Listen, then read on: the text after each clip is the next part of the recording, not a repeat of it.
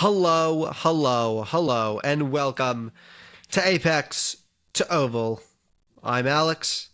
That's Jack, or that way, or whatever way. I don't know. I never know. Whatever. And this week, we're going to be talking about some F1, some NASCAR, some IMSA, some WEC, some MotoGP. So before we start, give us a 5-star review, subscribe, like, share if you enjoy the show.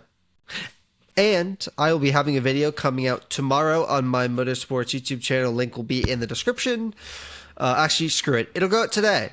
I'm putting it out the same day this video. It's already completed. I just need to make the thumbnail and put it out. So, link in the description. It'll probably go up before this goes out. It'll go out while I'm editing this. So, check this out. It's fun. I make videos sometimes. Obviously, we have F1 upcoming. So, let's get into it. First one, always F1. V8 engines might be back in 2030 to 2031, according to the all-knowing leader of the FIA, who I will not mention. But what do you think of this? Because I know you were like, oh, why would they go back to V8s? They're doing so well, yada yada yada. What do you think? I think it's fine. I didn't want to go back to 10 or 12. I feel like that's kind of overkill just for the sake of being overkill. But like I don't see a problem with it. I mean, especially if you're talking about now having two American engine manufacturers. You know, a good old American V8 is I don't know, that's as American as apple pie, right? Like both Ford and GM came out and were like, "Oh yeah, we love that." Um it is interesting to me the way that it's talked about of like, oh, well, the FIA doesn't need the power unit manufacturers to agree anymore, so we'll just force it to happen if they don't agree to it. Um, Meanwhile, it seems like at least, I actually think it seems like the majority of engine suppliers are like behind it. So, Yeah, I like it. Better sounding engines. Good for everyone. Yeah, I don't know. I like it. Again, I like the sound of the V8s. The V8s are better than what V6s they have now. yeah, hybrid V6 Just now. disgusting. I've always been a bring back the better engines, the bigger engines, the better sounding engines, and they did that. So I'm on board with this, and it'll only be in 4 years' time. So maybe I'll be working in a motorsport, maybe F1, maybe not, maybe. Who knows? For people who don't know, I'm a journalism major. I want to work in motorsports or figure skating, so maybe I'll be working at F1 by that time. Who knows? But Um, I will say with it, it sounds like um, MBS here was saying that it's like very minor electrification or like basically ditching the hybrid slash electric part of it, and that feels very backwards. And I think Toto is quoted as saying that that's pretty backwards too. Of like the majority of the world, U.S. aside, because obviously the current administration has kind of reversed a lot of it, but the majority of the world is trending towards vehicle electrification overall. And for F1 to still be useful technologically, you can't just ditch electrification entirely in the vehicles. Like keeping a nice engine, that's good. That's already in the car. You know, Formula E exists as a series separately for a reason. But there are a lot of places where basically every car sold is at minimum a mild hybrid. And to yeah, move away from that, especially a few years further down the road with a few years more progress in that direction, does feel a little crazy. yeah, yeah. I would agree with that. Um, Maybe they find a happy balance, but I don't know. That would be actually very backwards. Um, Because that's always the promise with the bigger engines is you're getting the bigger engine and you're removing the hybrid bit. Because Yeah. Maybe almost though. universally, the people who are like, "Oh, I need the engine sound back," are against pretty much any electrification with it. Now, would the racing be better without the hybrid bit? I don't think so. I think I personally like the fact that they get torqued very easily, like from the jump. Um, Maybe like the current implementation where they really cranked up the percentage of the electrical power with the recharge. Although they're taking steps to try to tune it a little better. Um, but if you go back to 2014, I think that the engines have been the least of F1's issues by far in the last decade plus, since they've been doing the turbocharged hybrid engine. Because especially if you have a turbo to kind of supplement with the hybrid for acceleration, to be able to, you know, nearly double the power of the engine when the hybrid part's activated. I mean, who's going to complain about over 1,000 horsepower or something like that? Fair, fair. We'll see though, because it won't be around for another 4 years. So fun stuff though. Uh, there was a Grand Prix this weekend. This past weekend, there was the Miami Grand Prix, which was almost canceled, but then it was moved back 3 hours. Right, got moved from 4 p.m. to 1 p.m. I have my recap, so I'm gonna go over that, and then I'll let Jack say his thoughts. Does that work? I don't see why not. Oh Um, no. Oh no. bring it back. Bring it back. Bring back the dab.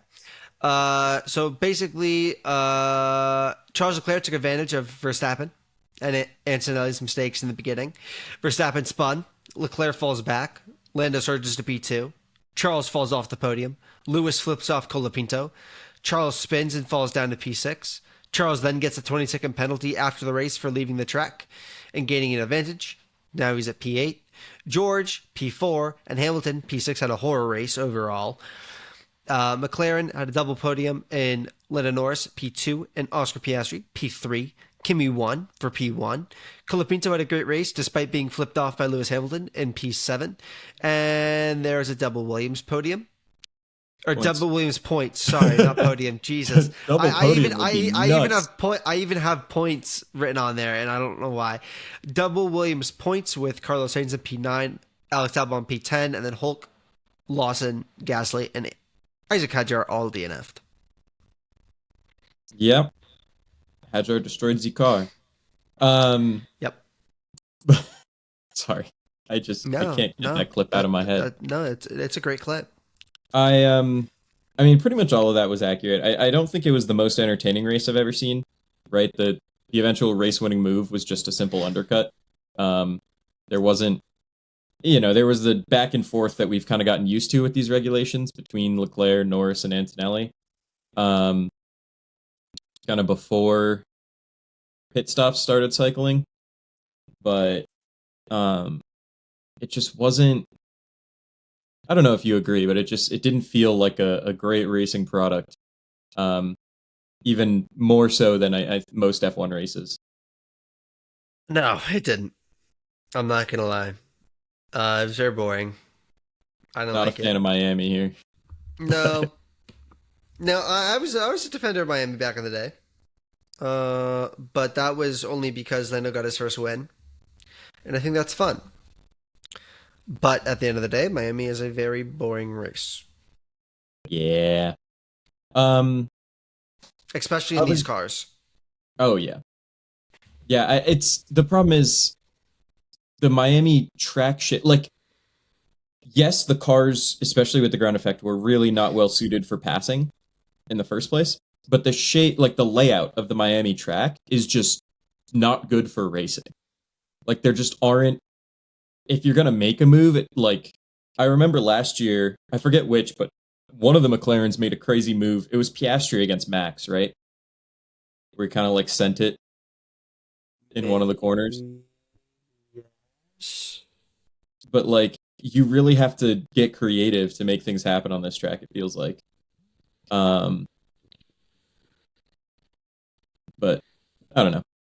Maybe I Meh. just maybe I don't love the whole parking lot of a stadium track concept here. Meh. Um, you said Antonelli mistake. Verstappen definitely made a mistake. He spun. That was eventful on the start. Antonelli, for once, I think this was a difference of the car versus like obviously Antonelli ended up locking up, but Leclerc had him beat before that anyway. Um, Fair. Off the start, Antonelli had a quicker reaction time, barely. They were essentially equal, but Antonelli technically had a quicker reaction time than Leclerc. Leclerc just got up to Okay. speed much faster, overtook him, and then Antonelli locked up. I imagine trying to effectively dive bomb Charles and try to get first place back. Um, but Charles was already, ahead just on the outside at that point. Huh. Uh, any other thoughts? Um, Colapinto, I was not familiar with your game. He actually outqualified Gasly for once and actually like ran well. I'm a little I was a little dumbfounded watching the race and just seeing him like kind of look like he belonged the whole time. He also got flipped off by Lewis Hamilton. Oh yeah, of course. Who could forget that? Yeah. Um, which I guess to be fair, with the bar that we're used to from Franco Colapinto, being in a position to get flipped off by Lewis Hamilton in a competitive Ferrari is that's as impressive as it gets. Yeah. Yeah. Yeah. But yeah, I don't know. What do you think of all the post-race penalties? Because it was both Charles and Max got So I penalties don't really after the race. Max is I don't claim Max as his penalty as a real thing because it didn't really affect anything. I know he got penalized 5 seconds, but like it didn't do anything. It didn't change anything. Um, It would on have Charles's, if Charles didn't get well, penalized yes, first. yes.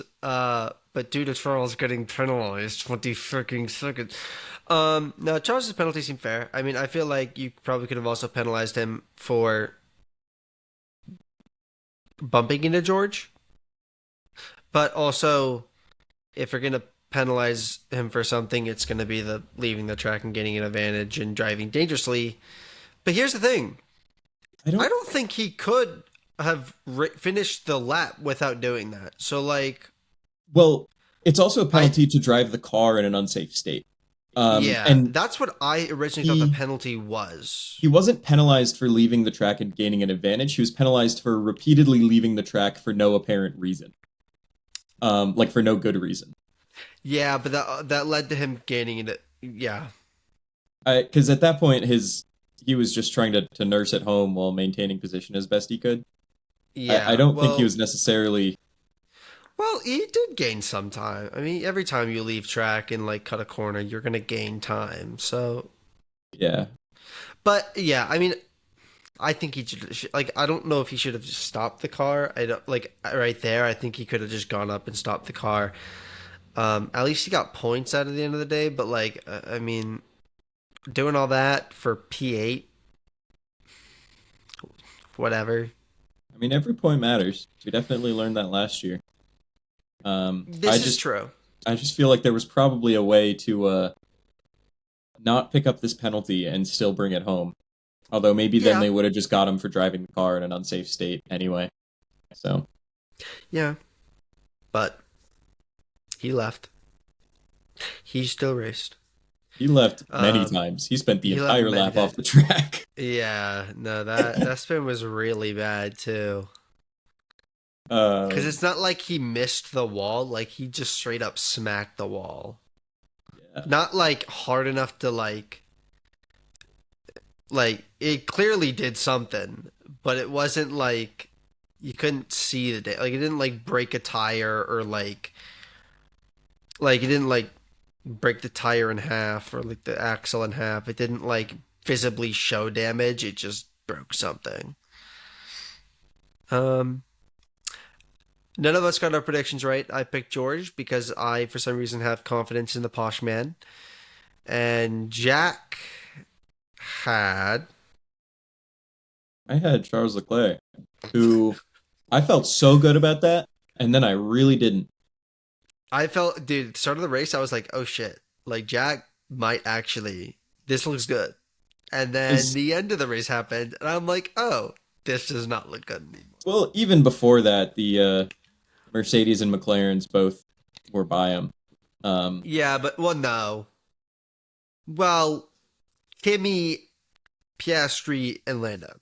yeah, that I kind of was ignoring George because he himself seemed very Yeah, ignorable the whole race. Um, fair. but but yeah, because he was racing and having a good back and forth with Kimmy and with Lando, and Yep. then he disappeared. Yep. And then he Really reappeared on all disappeared. of our screens Yep. by really Spit, falling spit. down.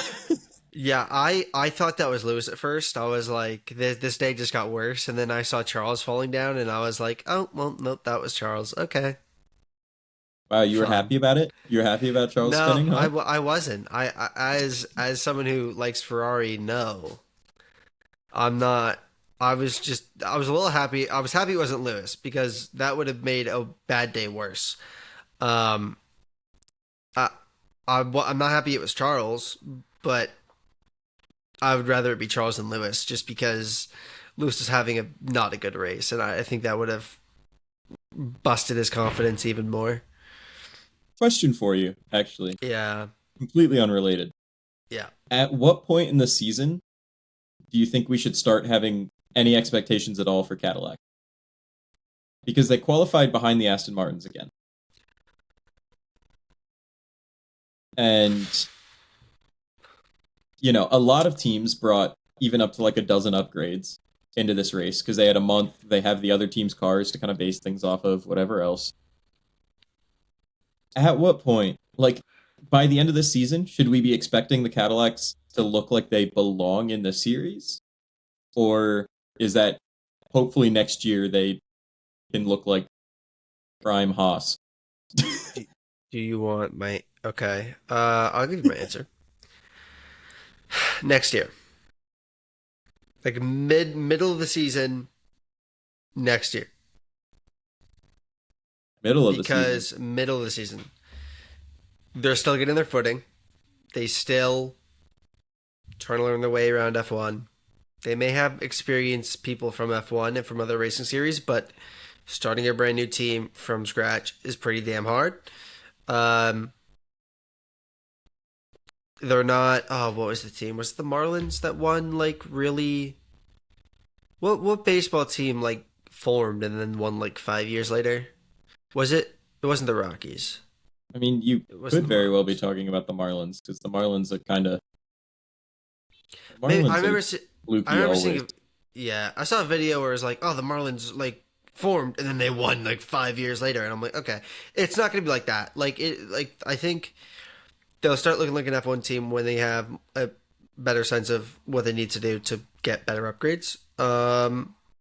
I think it'll take at least a year, if not a year and a half, if not even more. But I would put like a year and a half where they're going to be somewhat in contention for midfield battles, but like not every race, just on the edge. Do you Like they're think still going to that be well down the order. They're just not going to fight for. It's not going to be like that every race though.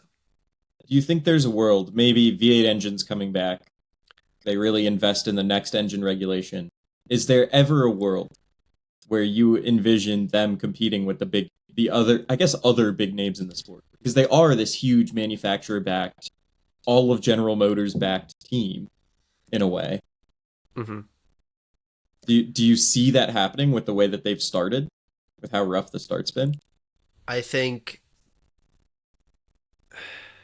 you know what? Yeah, I think if you get the right people in the next couple of years, and with those people you focus like the year or two before, you basically focus all of your resources on this new engine regs. I think you could. I mean, well, I was going to use Braun as an example, but Braun is a really bad example because they already had a finished car from Toyota. So like it's not really Braun.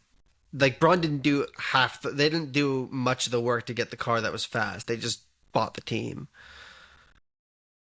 So like I don't know if Braun's the right comparison, but like they could probably Braun it in the new engine regs. I think I'd they love to just see have it. they just have to get the engine regs perfect. Yeah. Although, will they? I assume they'll be making their own engine by then, especially I if it's a assume V8.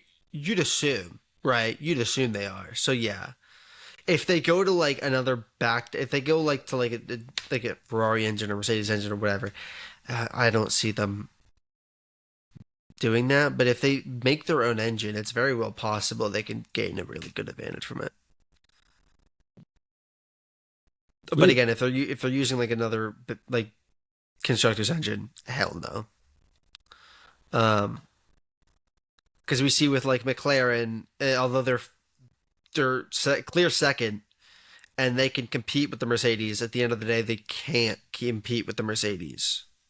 If that makes sense. But I think Like in this they race can and they specifically, can. they can. But Yes, but I think overall throughout the season, you're going to see like McLaren will get close, but never enough to strike. Like they'll get a winner here and there, but they're never going to get close enough to Mercedes, at least this year, to fully like catch up. I think they're still going to be behind them by the end of the year, but then next year I think they'll catch up going into the year. But that's just my opinion. Um, Something that's not an opinion though. Something ah, that did happen yesterday. Carson Hocevar, the GOAT. Actually, I love this. Carson Hocevar went to the Met Gala and he was stunting on everyone. For reference, picture up right now of what he looked like. He looked good. He suits a suit. Like I was astonished when I saw this. I didn't know what was going on. I just saw him do an interview on the red carpet. He looks really good at the Met Gala, really well dressed. I think somebody said it was all Dior was the fit, and then the watch was his first watch his dad gave him, which is so sweet. Um, he looked very dapper, but Carson Hocevar becomes one of the next race car drivers to be invited to the Met Gala. And he's the first since Jeff Gordon years back. yep. So, And his original plan was to go to the Met Gala, get all the kind of mainstream attention, and then go back and race a late model today. Um, Unfortunately, that got canceled slash postponed slash whatever for weather. Um, damn. but you talk about both sticking to the roots of the sport and hopefully a sign of kind of mainstream attention. I don't know a better example than that. Yeah, he was also trying to shoot his shot with Sabrina Carpenter if she was there. So I found that pretty Well, funny. I don't know if I don't know if he's actually going to do it, but like, I find that hilarious. I was gonna I say think, I don't think he tried anything. I think that that's just a meme that a lot of yeah, NASCAR fans have. I think also what would be really funny is if he actually did shoot his shot and then he pulled and like dated her because guess why? The Willie B fans up in the air, dog. That shit would be so funny to me. Willie Um, B would be pissed. but it was funny. I forget where I saw it posted, but I did see a post from like a media outlet of like, finally these two spotted together or whatever, and I was like, oh geez, this is Oh broken no. containment. Oh no. This has become mainstream now. Shoot. Um Also in the news, Qualcomm joins NASCAR San Diego sponsor roster, so they're going to be sponsoring the track. It is the So, Qualcomm circuit at yep, San Diego. we are now hitting Mario Kart type of names. Yeah. Okay. Circuit. You never see a NASCAR track named Circuit. That's only in Mario Kart. Um, I'm gonna ask you one question. Yeah, what's up? Oh, Circuit of the Americas. I was gonna ask you what CODA Uh, stood for. shoot, yeah. As you were saying that, I'm like, wait a minute. Uh, no, but that has circuit in the beginning. This Yeah. is Qualcomm circuit. Circuit at the end. That's a Mario Kart thing. Coda's circuit in the beginning. That doesn't count. Yeah. There, Yeah. there, No. there Yeah. we go. We got Yeah. there in the end. Um. Also, it came out that if the San Diego race cannot happen due to certain people in the base being deployed, and obviously you can't have a race when soldiers are being deployed in said base, they would bring back the Daytona Road Course. Yeah. Daytona Road Course. Call it Rolex Circuit. Yeah. I like it. But yeah, so they do have a backup plan. It would be Daytona Circuit, or oh my God, Jesus Christ, it would be the Daytona Road Course. Oh my God. You know what I think? Do you know what I think? Mario Kart needs more representation of Boards? oval circuits. You're right. Yeah, you Mario get like Kart needs Baby more Park or ovals. whatever. Baby Circuit or whatever the hell it's called is the only one, and we need more ovals. Everything else is a road course. Which again, what the heck? It's like the opposite of NASCAR. What are we Yeah, doing? karting. Yeah, but I like would love to I see want ovals. I want ovals. I want more kart ovals and kart ovals sounds so funny. Like real life karting, but on an oval. listen. This we do you know how lucrative that NASCAR. Hire me as your money making guy. Hire us as your money making guys. We'll make you a lot of money. Circuit racing around Daytona. Mm, Dude, one lap's gonna take like an hour. yeah. That would be like, dude, 24-hour race karting at Daytona. The Daytona Oval. You're The just Daytona Oval. fully put on the floor the entire time. Yeah. Just how long can you stay in this position? How long can you hold your foot to the floor? Speaking of someone that is not going to be keeping their foot to the floor this weekend, that's a banger transition, by the way. Another one. Ford isn't racing in the O'Reilly Series. They have no entries. Again, 2 weeks in a Again, row. again. Ford is dead. Ford actually might be. This might be IndyCar now. This might straight up be IndyCar. Because AM Racing withdrew a few weeks ago. Hettinger Racing withdrew last week and this week. Not showing up. And as we talked about at length when Haas and a few other teams switched over, no more Fords. Yeah, it's rough. It's definitely rough. Um, will we see Ford just drop out entirely? Because in the Cup, who's Ford? Like Penske, Yeah, and Penske, then it's front row. like front row. Do we think? Because think about it. That the Fords not good, not good right now in the Cup. Terrible, bad, horrific. Um, will we see them leave the series No, like there's entirely? there's no shot that they're gone entirely. There's no way. Um, However, I do really wonder what their plan is development wise. Um, they've got to stick around in general. They've got to stick around in the Cup Series. I'm sure they stick around in trucks. Um, and they've got pretty strong truck support, it feels like.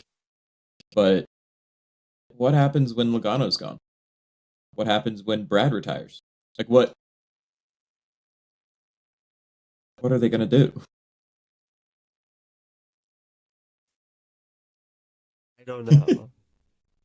Logano and Brad are, I mean, I would say decently close to retiring. They're both like, well, Joey might not be. He's not 40 yet. I don't think he's close to. He's like 30, what, 36? Joey is It'd still be 35, so a he's championship probably not. caliber. Yeah, like Joey's 35. He's not leaving anytime soon. But like Brad's like 40. He's like 42. That's And who do getting they up have? there. Are they just gonna Nobody. try to bid a crazy amount to pry like the next Corey Haim away? Just try to snag someone from another development system? Are they going to? Do they have anyone in trucks? Not Is really. that Like, kind of, because they've got like for front row, like you have Lane Riggs, but that's not really. I don't know, because ThorSport is usually kind of truck lifers. So like you have ThorSport, but that's your Majeski, your Ben Rhodes. So you have Jake Bull Garcia, and Butcher for Thor? You maybe. got Team Reum has like Well, those Jackson guys are all Lee, but they're back they're they're markers, not. Yeah, they're back. Dawson Lee Sutton. brothers. The goat? Oh no, no, he's Chevy. No, he's No, Chevy. He's yeah. Chevy. He's Chevy. Um, but yeah, I like don't know. it really seems to be front row is kind of your only chance at having any Destiny. developmental seat. Because she's driving an MBM truck though. Yeah, but like MBM like maybe isn't that. really Yeah, but tied to maybe a this will get manufacturer. her like. Maybe this will get her like a little better ride. I don't know about that one. Maybe. They're cooked. No, they're actually cooked. Like Ford is cooked. There's nobody. There is nobody. Especially when you think of like Dodge Ram is in the truck series now, obviously, will be looking to have a presence in O'Reilly and in Cup, presumably. Yep. Ford's going to be competing with them to just have anyone. Like, it's not just like Ford's going to have to get someone to switch back over or to establish a system, but they're doing it at the same time that a manufacturer is pouring money into doing that. It's just Does Ram become the third and Ford just drops out? again, there's no way. Like There is no way like that does Ford drops out of NASCAR. It like will not does happen. Penske like listen, it looks like they are. Like if there was any cry for help saying I'm leaving, it would be completely letting the feeder teams die. No, because they still are supporting the trucks a lot. It's just the O'Reilly series. Because ThorSport is like, Yeah, but again, you can't like other like besides Carson moving from trucks to Cup. How are you gonna like? Normally, you go no, trucks O'Reilly Cup. You can't normally go from trucks to Cup. I agree that the development chain is broken right now. I just could not disagree more that it's any kind of a sign that they're leaving entirely or that they're not I hope investing or it's anything not. like I'm that. not trying to say it is, but I'm just saying if there was any a cry for help, it'd be this. It'd be letting one of the development chains die, and then the next one dies, and then you're out. And then once your drivers I'd only retire, be worried if either they divested from ThorSport and were left with just like front row, or if one of the three Ford Cup teams starts to leave. Um, like if they lose, let's say RFK, even though there's no way that Roush would not be Ford affiliated, but if they lost RFK and they were left with just Penske in front row, or if they lost the RFK group completely and they're left with just Penske, then okay, maybe they're cooked. Maybe they really need to try to get like a track house or something. But yeah, because like I don't see Penske leaving Ford either, unless Ford leaves. well, they are the Ford team. Yeah, Um, yeah, that's why I obviously say that is like they're not as rigidly tied to it as like Roush obviously would never leave Ford.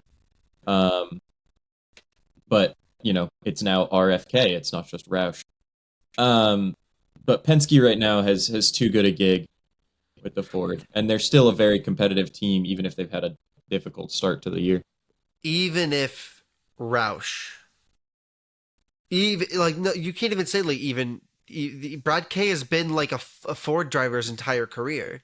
No, I mean, for a good long of it, for a while he has been Penske, RFK. A good chunk of his career, I feel like, has been spent at Ford. I mean, I guess, but like, I don't know. I I I don't disagree because Penske and RFK have both been Ford. You know, he's been in a Ford for a very long time, but he came up with Hendrick.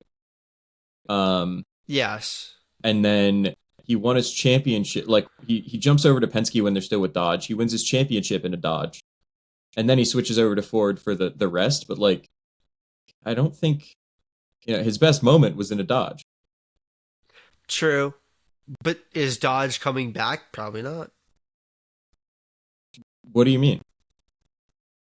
They're Or well, no, they're in Dodge the is trucks. Ram. They're Shit, they're you're actively right. coming back. No, you're right. You're right. Dodge is Ram. um, Fuck.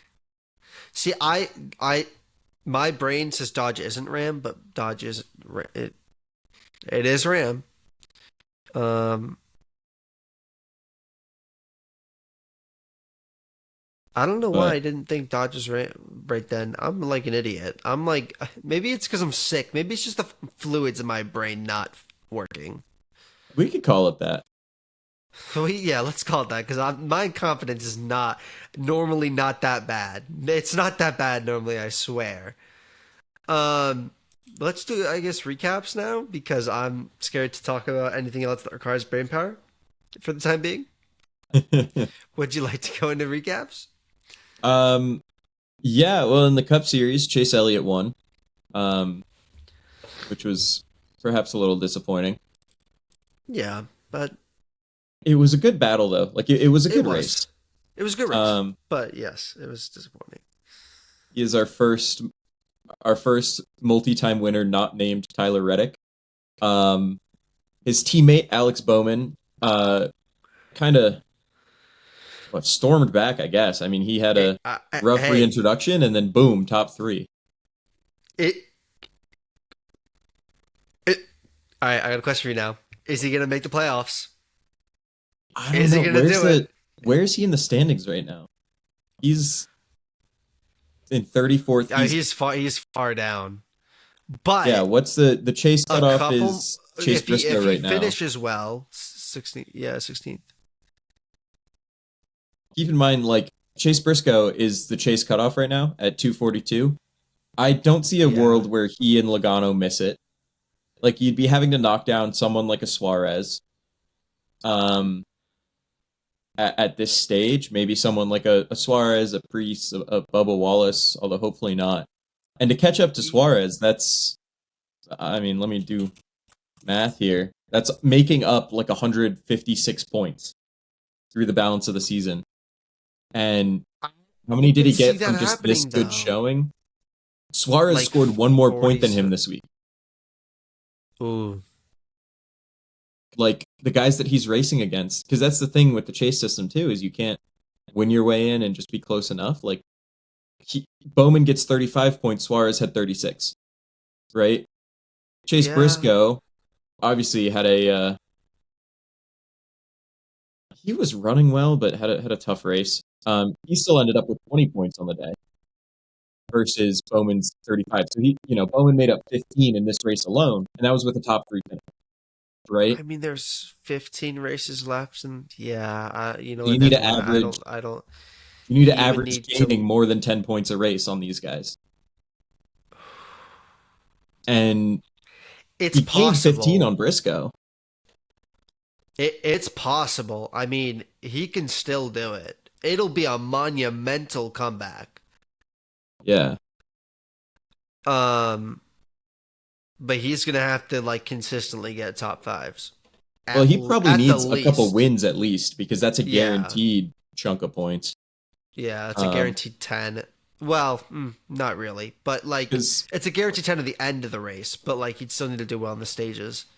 Elliott got 69 points on the week. The next closest, I believe, was 43 this week, Yeah. which was Denny Hamlin. So like you can build up a chunk that way, but it's still the competition is too good now that there's such a focus on consistency that it just might. Yeah. I'm not sure it's possible. Listen, we'll come back to this every week to give an update on this because I would like legitimately, not because he has the same name as me, but I would love to see Alex Bowman make it in the playoffs. I think that comeback would be monumental. It would Absolutely. be a glorious comeback.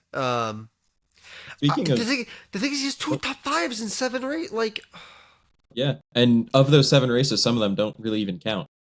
and he's DNF twice. And listen, I think it can happen, but it just everything needs to fall into place Yeah, perfectly. But yeah, yeah, monumental. Spire Motorsports, Suarez and Hocevar, sixth and seventh. McDowell listen, didn't have the day I think he'd have hoped, but no, still, two in the top seven is a hello. yeah, that especially coming off a win too for Carson. Also, they started 1-2, Yeah, which like, dude, they have pace. they got speed. Although, They actually, got speaking of that, dumb speed, dude. Oh my forgot to god. add this as a news story, but uh, Yeah, not even like 2 hours ago, I think I saw that Joe Gibbs amended their like lawsuit to make reference to the fact that as soon as Chris Gabehart started working for them, look at their improvement in performance. And yeah, it's just hilarious. That's so funny.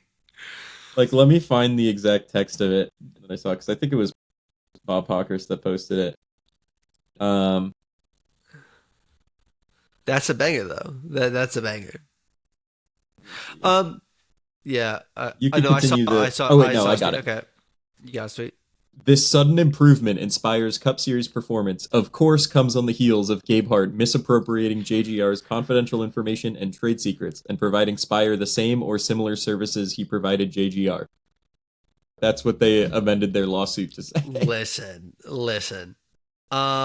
It does look a bit suspicious, but also they're an up and coming team, so like this could have just happened anyway. This could be pure coincidence. I would love to see how they try to prove it in court, though. Yeah, I'm I really would intrigued love to see to. how this all plays out. Can we talk about Bubba real quick? Yeah. 37th to ninth. Yeah, I mean Pretty good. Pretty good. he had his moments, good and bad, in the race. Um, Yeah. but to get a top 10, to stay stable, I guess he technically rose a position because Bell tanked in the standings because of how badly the race went for him. Obviously, last place finisher. But for Bubba to, Yeah. he started the season second in the standings. We knew that wasn't going to stay, but he really started to have a rough patch and was really like free falling. He seems to have stabilized it in the kind of 12th-ish range, Yeah. which if he can stay there or even slightly improve is huge. Even if he's not competing for a championship, that is a place that he has not been able to be Yeah. so We far. also know he can.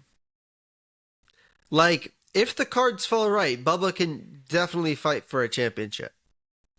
Uh, Yeah, I still think But that again, the cards need to fall right. Like, I think he still needs to improve in a couple of things. But I feel like, again, for most of these drivers in the top 16, like if the cards fall right, like even for Austin Cindric or like a Daniel Suarez or Carson Hocevar, like if the cards fall right enough, I mean, you could definitely win it.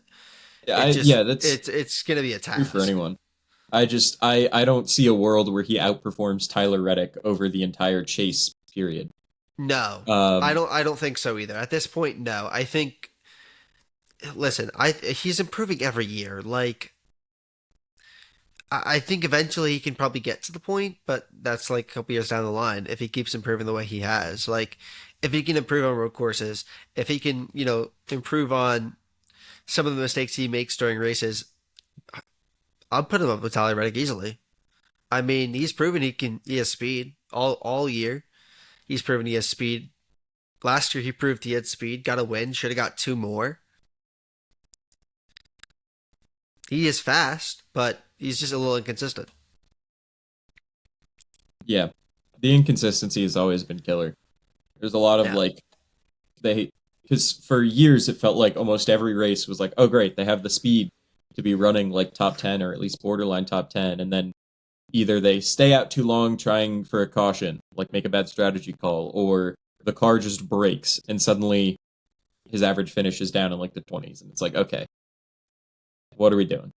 Yeah. So the crew chief change seems to have helped with that, and mentally he's in a much better spot than he was a few years ago. It seems like a lot less down when things go badly, and a lot less prone to things spiraling on his end, if that makes sense.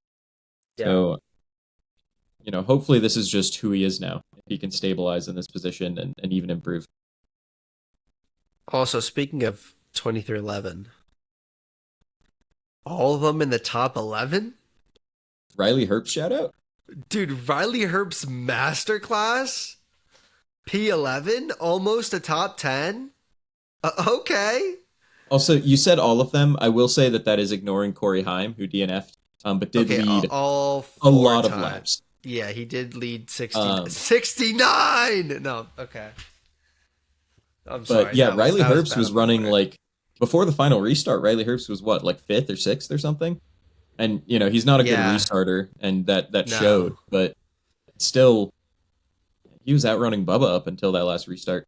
Listen, I think we could have seen all 4 in the top 10 if things played out right. If Herbst was if Corheim didn't wreck, Herbst wasn't bad. Listen, this 2311 car is fast.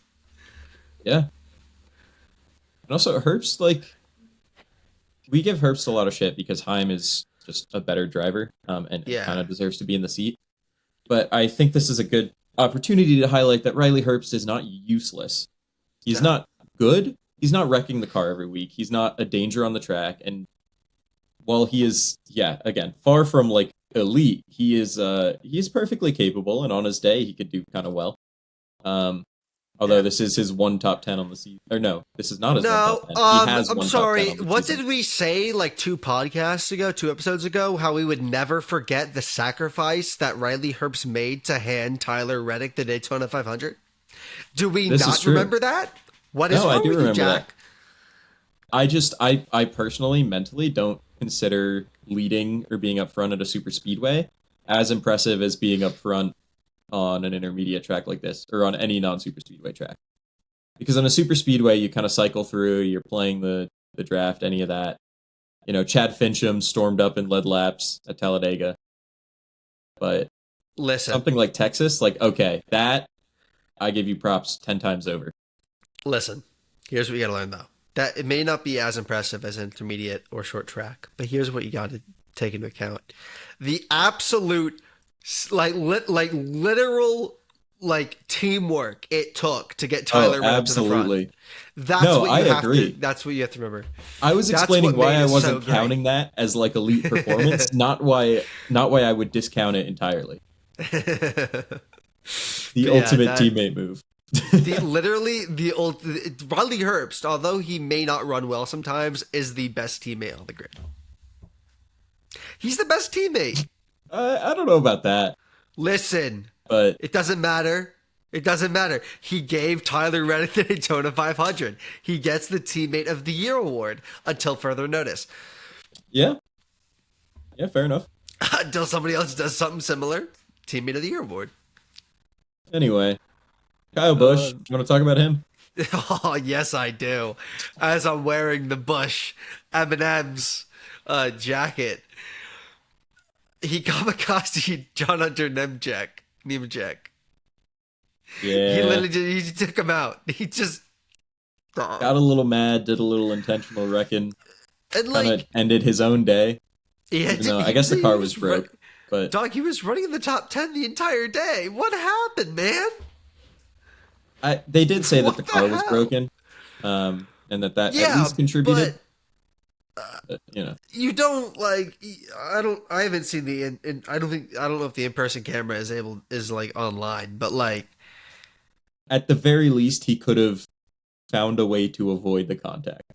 At the very least, it seemed pretty intentional. You could have not turned up the track, but he finished P20, and JHN finished P21. Then we talked about Joey's disaster class, but Yeah. it was rough. What about the O'Reilly series? Kyle Larson won. Brent Cruz, Parker Retzlaff, the usual suspects were all good again. Bro, I mean, literally the top five was Larson, obviously, and then Allgaier, Sam Mayer, Brent Cruz, Parker Retzlaff. After that, you had Sheldon Creed, Austin Hill, Brandon Jones, Jesse Love. Like, it's literally just all the usual suspects all at the front. but there was one But difference. There's what's the one difference? One difference. And I'm trying to, let me go to, just give me 1 second. 1 second. I'm doing some research real quick. 1 second. Yeah. Uno minuto. The page is loading. Give it a minute. I have to go to the O'Reilly Auto Parts series. Give me a second. I'm almost there. We're almost there, so I can make my point. Parker Retzlaff got his second top 5 of the year. He did it. Sir.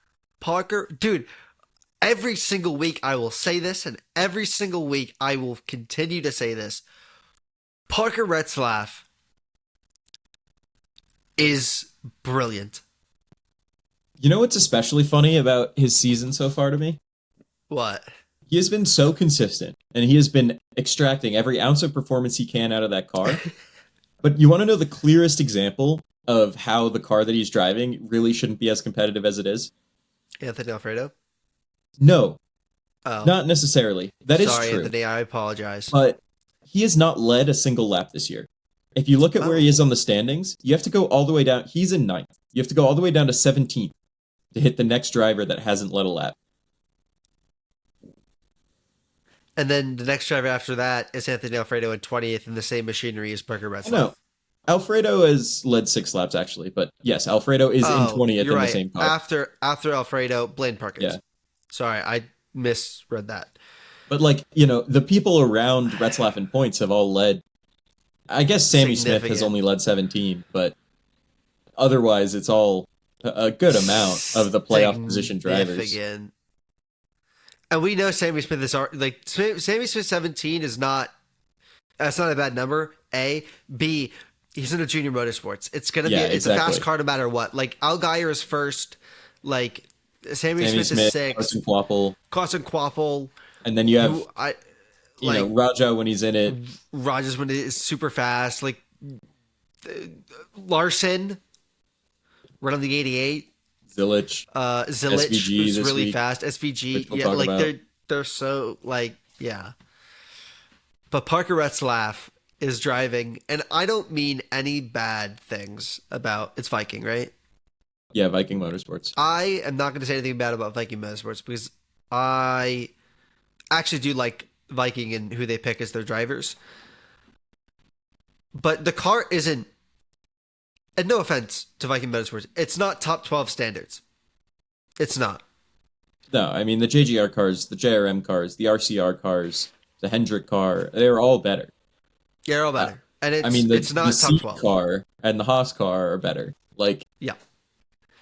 It's not a top 12 car. And Parker Retzlaff is putting that car in P9 in the championship and into the top 10 every other week. It is literally every other week. It is unbelievable how well Parker Retzlaff has been driving with this Viking Motorsports car. The other thing is Anthony Alfredo. He's P20. That's not bad. Like that's genuinely not bad. No, Alfredo's having a fine season. He's having a fine season, and like that's about where the car should be. Yeah. But Parker Retzlaff is unbelievable, and I hate like Debbie Downing on Viking and Alfredo because Viking is probably outside of JRM my favorite, team, and Anthony Alfredo is my favorite driver in the, in O'Reilly, Connecticut, stand up. But Retzlaff is just unbelievable in this car, and I every week I just have to give him props because he's been unbelievable. I can't. Absolutely. I got to do it. Yeah, Alfredo also finished P12 this week. So that's really good. Again, for where the car is supposed to be, it's really good.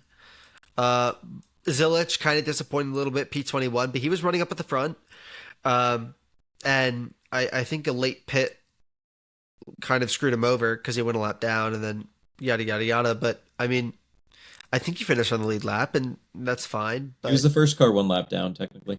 was okay. So he's one lap down, but I, not an awful race. It's just it's not the Zilich standard. I would say like Zilich Finished standard higher in than the Austin O'Reilly Dillon. series. So, Yes, this is true. But like Zilich standard in the O'Reilly series is just far and above everyone else because he yeah. was unbelievable last year. And then the trucks, Carson won. Let's go me. I picked Carson. I knew it was the right choice. Um, Hey, Bush, Jack, talk about Bush. well, I don't want to talk about Kyle Busch specifically. I did pick him. I just want to talk about the top three as a whole: Carson Hocevar, Kyle Busch, Caden Honeycutt. What a battle! I think it was Laguna in the booth who said that that was like the best racing he's ever seen, and that's what I was thinking when I was watching this. Like I was, I was speechless. I'm speechless now. Like it was just, and Texas has been a maligned track for many years because the racing was pretty terrible with the last generation car. Man, with This these year, cars, with these these cars. drivers, it was great racing all weekend. But man, that battle with the top three was incredible. And Honeycutt jumped up to P1 in the standings, I believe. I believe it was Yeah, Honeycutt who jumped up to P1. So well, that's not too unbelievable from shocking him. since No, he what's is his name? there. He's Heim in wasn't racing. Heim. Yeah. Although Heim is Yes. all the way down to eighth now from third. Yeah. But well, from first. Well, he was first before, but like specifically after Yeah. this week, he dropped 5 positions down to eighth. This is true. Um, But like Honeycutt like is in Heim's old car, so yeah, no, he's in the absolutely. Tricon 11. Great And car, by the Honeycutt is way. still outpacing Gio Ruggiero. He's still, he's now ahead of both front row guys before he was kind of splitting them alongside Heim, who was in the middle there. He has really had a really impressive season. Yeah. Also, while we're talking about Connecticut drivers, I was mentioning Alfredo earlier. Klingerman, really well, P11 Oh yeah, in a Ram, highest Ram this week. You love to see it. I love watching Klingerman race. I really hope he races Lime Rock in a couple months. I will be going again. I will spend all my money on it. I don't care. But yeah, and I did also ask for yeah. I was Sorry. just gonna say, dare I say, impressive performance by the Rams as far as things go. Um, Yeah, they had Kligerman in 11th, Brendan Queen, Butterbean in 13th, kind of splitting Ross Chastain. yeah, Finished ahead of some really competitive trucks. Justin Haley was running well, and then obviously DNF'd. But Haley ended up with 10 points on the day. Like, I don't know. yeah. I also want to point out Tony Breidinger.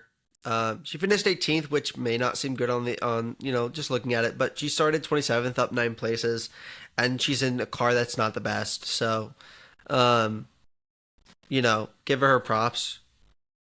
She struggled quite a lot last year in Tricon, and I think she's kind of finding her footing a little bit now, which is really nice. Um, because she is the only woman consistently racing in the top three in the national series. Although there have been like the Natalie Deckers and O'Reilly, and we'll talk about her later on. And then also uh shoot, I literally we were just talking about it last week. Spurlock for in the trucks this week. So like there's some women that are driving, but Tony Breidinger is consistently racing, and so she's not doing bad, Yeah. which is fun to see. Um, let's get into our. Well, who do we have? I had Larson, Zilich, Hocevar. Hocevar won. Zilich, Larson didn't. Jack. I had Reddick, Hill, and Bush. None of them won. They were all competitive to varying degrees, though. Now we're gonna talk about Watkins in a little bit because that's this week. For the Cup Series, you have Josh Bilicki in the 66 and Catherine Legg in the 78 joining the field. So there'll be 38 entries. In the O'Reilly Series, there will be 39 entries for 38 spots with Labe Laby, Alex Labay. Alex Labay. He has my name. In the number 0, Zilich in the number 1, Josh Blicky in the '07, SVG in the number 9, Chastain in the 32, Pardis in the 50, and Quapple in the 91. Although Quapple, you know what I think is so stupid? Why the fudge does Quapple have to goddamn qualify every goddamn week there's more? The dude's full time. Why? I don't get it. Like, Caruth, I think Caruth had to qualify for a race earlier in the year.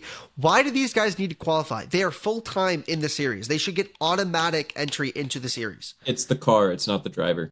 I don't Like, care if it's the car. qualifying is based on the car. I don't care. I think if you have a driver that is registered full-time in the series, they should get automatic entry, but only if they are set to run every race. I just find that stupid.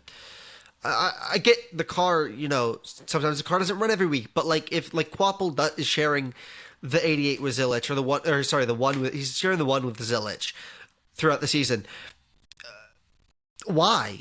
I get Zilich is really good and he'll get, owner points for, JRM, but he's not full time. I don't get it. It's just an issue I have. It's not really that big of an issue. And then there are 38 entries for 36 spots for the trucks at Watkins. There's Brent Cruz. There's in the number 1. There's Lee in the number 2. SVG in the number 4. Andretti in the number 5. Mozak in the number 7. Breidinger in the number 20. I believe this is Natalie Decker in the number 22. Yep. And then AJ Allmendinger in the number 25. Is it Stephen Malozzi? Yep. It's Malozzi in, I believe, the 33. I've just screwed up my entire thing. Give me a second. I'll be right back. Not actually. I'll just I just need to scroll back.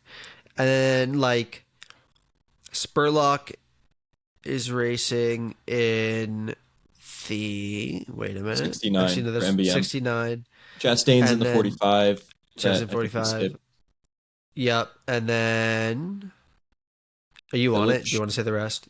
Zilich. Zilich in the 71, Hocevar in the 77 for Spire. I don't know if there's anyone else notable. I don't believe so. The trucks, you get a lot of part-timers, but... Yeah. Now we have our picks for Watkins Glen. Now, me and Jack, same page. I kind of made him do his trucks pick the way he did it. I don't think he was actually going to do this. You stopped me from picking Catherine Legg in the Cup Series. Oh, you're right. No, Although I didn't. I will say, 3 women racing in the Truck Series this week. Catherine Legg in the Cup Series this week. As far as things go, pretty good weekend for NASCAR coming up. I'm going to enjoy this week. Friday, Saturday, and Sunday. It's Friday and Sunday. Not doing anything. I'll have something in the morning. I have an interview in the morning for an article I'm writing. But other than that, nothing on Friday. You bet your ass I'm going to be watching this Watkins Glen race. I kind of watched last week's at Texas, and I did watch the ending of it because then I locked in towards the end because I was doing homework. But you bet your ass this Friday because I have no more. I submitted my final assignment today, so you bet your ass I'm watching it. But for Watkins Glen, I have SVG in the Cup, SVG in O'Reilly, and SVG in the trucks. I got the clean sweep for SVG. All right, in all 3 series. I don't know why I was going to start with O'Reilly. I think that's because it's the one that I have the most faith in him winning. I was peer pressured into having Connor Zilich, and shockingly, someone named Connor Zilich. Yeah. In Cup, now, O'Reilly, and trucks. Now, I will say I did bully Jack out of Catherine Legg in the Cup. If Catherine Legg does win, I apologize. If she wins, give me 20 million points. Listen, if she wins, I'll give you the point. No, if she wins, you'll give me all the points for the rest of eternity. Nope, that's not happening because I still want to win at the year's end. You think there's a chance she can win in the 78 car? You really think that? Listen, she's a road. She's a good. Her natural course is a road course. Listen, I wouldn't put it past her. Let's just say that. In the most respectful way I could say this, I would. I think that SVG is too good at racing these cars. Listen, things would have to go catastrophically wrong for at least half the field. No, I think she can run well. I don't think she can win. I agree with you. Well, actually, I don't. I agree with you in some way. I think if something devastating happens to Connor Zilic and SVG, throw it out the window. Catherine Lake can win it, but like SVG and Cup at a road course Well, is dominant, and we've seen what Connor Zilic can do at road courses, and I back him for P2. well, Watkins Glen is also a road course that NASCAR's gone to for a while, so it's one that the Cup drivers are really pretty good at. All told. This is true, Um, but it's not like to the. It's not like Coda though. It's not to the extent of like Coda. no, it's more Like so than Coda. I would say no Watkins because Glen for longer. SVG's won at 2 out of the 3. Well, yeah, but that's because SVG SVG's is never really won at good. Coda. SVG's just worse at Coda. That's not. It's not a sign that the Cup guys are, I don't I know, would. more used to I would Coda. say I would say that the Cup guys are more used to Coda. Either way, it doesn't matter. We got SVZ versus Illich on the docket. Updated little records. I'm 1-10, 1 win, 10 losses in the Cup. I'm 1 win, 11 losses in the O'Reilly, and I'm got my first win, and I have 6 losses in the trucks. Jack has 1 win, 10 losses in the Cup, 2 wins, 10 losses in O'Reilly, and 2 wins, 5 losses in the truck. So he's just edging me out in O'Reilly and trucks, but I do have him in the Cup. And then just going back to F1 real quick, I am 0 for 4 in F1, and Jack is 1 win, 3 losses. So hopefully my luck will Tragic. change there. I was getting cooking last year, and now I suck. On to IMSA. No stories, at least right now. We're like a day or two after the race. There's not really much, but Laguna Seca. And I had Jack watch the final 5-ish minutes with me as I was rewatching the race. Porsche won the overall with a last lap pass, a beautiful last lap pass from the JDC Miller number 5 with Heinrich. Um, Ford won the GTD Pro class with their number 65. Lamborghini won the GTD class with the Wayne Taylor Racing number 45. Cadillac Whelen number 31 and BMW WRT number 25 ran up the GTP podiums. Corvette Pratt Miller number 4 and AO Racing Porsche number 77 ran up the GTD Pro podiums. And then Heart of Racing Aston Martin Vantage number 27 and Inception Racing Ferrari number 70 round out the GTD podium. Porsche Penske noticeably lacking P6 for the number 6 and P7 for the number 7 coincidentally. But Kind of impressive in a way. yeah, no, it is. Listen, it's a very impressive thing to get the same position as your number. Now, what would have been cooler if, yeah, actually, you know what? I'm not gonna say cooler because that would mean Porsche wouldn't have won. Change their numbers to 1 and 2. And 3 for the JDC Miller. Yep. Any configuration would work, but when Porsche get back out there, it'll be fun. Yeah, the Porsche Penske's and noticeably the JDC Miller, but more so the Porsche Penske's got hit with a massive BOP update, which is why they're kind of lacking right now, but is what it is. They'll be back better than ever soon enough. For WEC, the McLaren unveiled their MCL HY HyperCar for the 2027 season and beyond. And there's no recap because they don't have a race. And the MotoGP Maverick Vinales withdrew from France's 3rd race in a row. He had left shoulder surgery, so he's not able to get it back out there yet. He's not been cleared. No IndyCar this week, or this past week. No F1 Academy this past week. Although when F1 races in Canada, we will have an F1 Academy recap, which will be nice. And then we have This Week in Racing. So, Jack, would you like to go with This Week in Racing? I'll give you the honors because I normally do it. Friday, May 8th, we have IndyNXT and the trucks at the Indy Road Course and at Watkins Glen, respectively. Saturday, a action-packed day of racing. Or I guess Friday, that's 4 and 4:30 for IndyNXT and trucks. They overlap.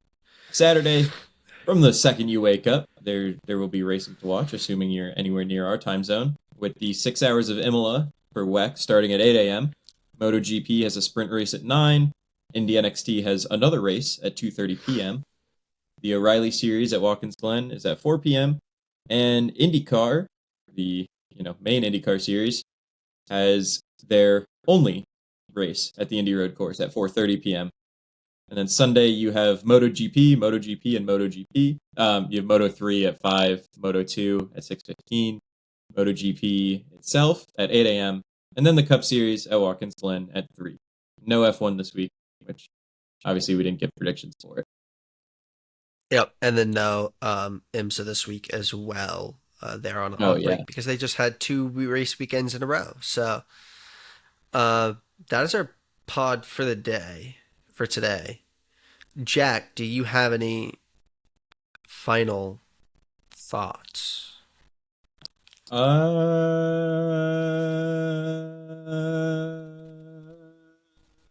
Yeah. No. Okay. Uh, I'll make a final thought for me.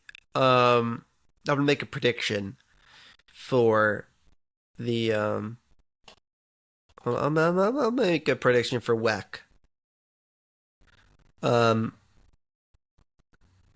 I'm gonna say Ferrari is not going to win. That I don't know who's gonna win, but it's not gonna be Ferrari. And I say that as Ferrari's been dominant the past 2 years, but Ferrari is not gonna win at Imola. That's my prediction. So Wow. yeah, that's the podcast. Thank you for listening. Again, like, subscribe, comment, save, download. I don't know what else. I have a video coming out again today. Yeah, that's about it. I don't know. Peace.